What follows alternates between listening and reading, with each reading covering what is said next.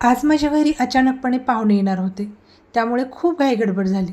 नमस्कार मंडळी, स्वागत आहे तुमचं माझ्या यूट्यूब चॅनलवर. आणि दिवस आहे गुरुपौर्णिमेचा. त्या दिवशीचा व्हिडिओ आहे. आता गुरुपौर्णिमा आहे आहे म्हटल्यानंतर सण असो किंवा पाहुणे असो, जेवणाचा काहीतरी स्पेशल बेत असतो.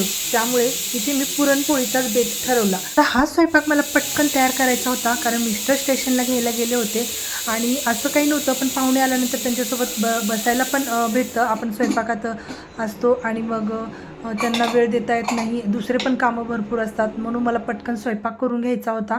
तर इथे मी आता पूर्ण व्हिडिओ घाईघाईमध्ये शूट तर करू शकले नाही, तर थोडासा माझा शूट जितकं झालं आहे तितकंच मी शूट केलेलं आहे. कारण माझा ट्रायपॉडसुद्धा खराब झाला आहे, तुटलेलं आहे ते, त्यामुळं मी हातात मोबाईल घेऊनच हे जेवढं जमेल तेवढं मी शूट केलेलं आहे. पण मी आजच्या व्हिडिओमध्ये झटपट आणि चवदार असं मऊ असं लुसलुशीत पुरण, गुळाचं पुरण आणि कटाची आमटी हे मी इतकं शूट केलं आहे. पोळ्या वगैरे बनवताना आमरस केलेलं होतं, ते सुद्धा माझ्यानं शूट करणं झालं नाही.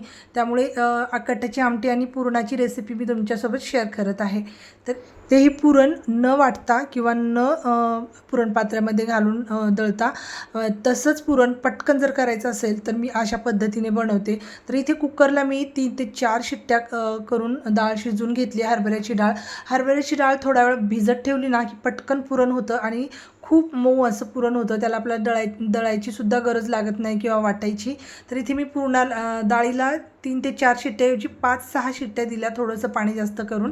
आणि इथं आमटीसाठी पाणी काढलं त्यातलं आणि ती डाळ मी कुकरमध्ये चांगली अशी मॅश करून घेतली. म्हणजे ते एकजीव झालं, पटकन एकजीव होऊन जातं, वाटत बसायची सुद्धा पुरणाला गरज नाही. आणि ते छान असं आधी मी गूळ घालायच्या आधी त्यामध्ये सगळं मॅश करून घेतलं असं पळीने, किंवा आपण डाळघुटणीने असं घरटूनसुद्धा आपण त्याला घेऊ शकतो. आणि मस्त असं थोडंसं पाणी आटवलं, कमी गॅसची फ्लेम कमी करून आता कुकर मी इथे असंच गॅसवर ठेवलेलं आहे. आणि मग गूळ बारीक चिरून घेतला आणि हे बारीक चिरून घेतलेला गूळ त्याच्यामध्ये जितकं डाळीचं प्रमाण असतं तितक्याच प्रमाणात मी गूळ घेतलेला आहे चिरून. गूळ किंवा साखर आपण त्याच प्रमाणात घ्यायचं, पण इथे साखरेऐवजी गुळाचा वापर केला तर अजून छान आपल्या आरोग्यासाठी. म्हणजे आणि वेळ पण लागतो साखरेच्या पुरणाला, मला असं वाटतं. गुळाचं पुरणाला इतकं पाणी सुटत नाही, ते इतकं पातळ होत नाही आणि ते पटकन घट्ट होतं. तर मस्त असं चमचा पुरणामध्ये उभा राहील इतपत त्याला आपण घट्ट करून घ्यायचं. पुरण सतत असं हलवत राहायचं, गॅसची फ्लेम कमी ठेवून. आता त्याच्यामध्ये मस्त विलायची आणि जायफळची पूड टाकलेली आहे, सगळं मिक्स करून घेतलेलं आहे. आणि अजून पुरणाला मस्त अशी खव्यासारखी टेस्ट येण्यासाठी आणि आपली पुरणपोळीसुद्धा तोंडात घालताच विरघळेल अशी होण्यासाठी त्याच्यामध्ये 2 चमचे तूप टाकायचं आहे. तूप टाकून छान असं मिक्स करून घ्यायचं. म्हणजे पुरण आता इतकं भारी झालेलं आहे, पूर्ण घरभर असा सुगंध दरवळत आहे पुरणाचा या.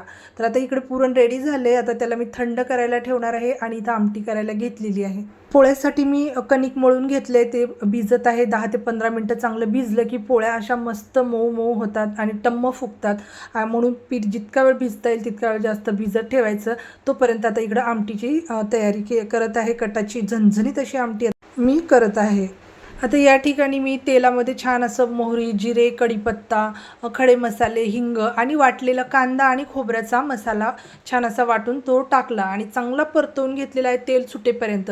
त्याच्यामध्ये लाल तिखट टाकलेला आहे, काळा मसालासुद्धा टाकलेला आहे गावठी, आणि चवीनुसार मीठ घालून जे डाळीचं मी पाणी काढलेलं होतं, जो कट काढलेला होता डाळीचा पाण्याचा, तो बाजूला काढला होता, तो यामध्ये मी मिक्स केला. आमटीला छान उकळी आल्यावर वरून भरपूर अशी बारीक चिरलेली कोथिंबीर टाकली. आता इथे पूर्णपणे आमटी होईपर्यंत काही शूट केलेलं नाही. आणि इकडे पोळ्यासुद्धा करताना थोडंसं मी हातात धरून शूट केलं होतं बस. पाहुण्यांसोबत गप्पा मारत मारत पाहुणे आल्यामुळे ताट वाढतानाचा फोटो किंवा पोळी लाटतानाचा व्हिडिओ किंवा आमरस वगैरे बनवतानाचा मला अजिबात काढता आलाच नाही आणि ते लक्षात सुद्धा राहिलं नाही, त्याबद्दल सॉरी. पण आजचा हा छोटासा घाई गडबडीतला व्लॉग तुम्हाला कसा वाटला ते मला कमेंट करून नक्की सांगा. तुम्ही कशा पद्धतीने पुरण बनवता, आमटी बनवता ते सुद्धा मला कमेंटमध्ये सांगा.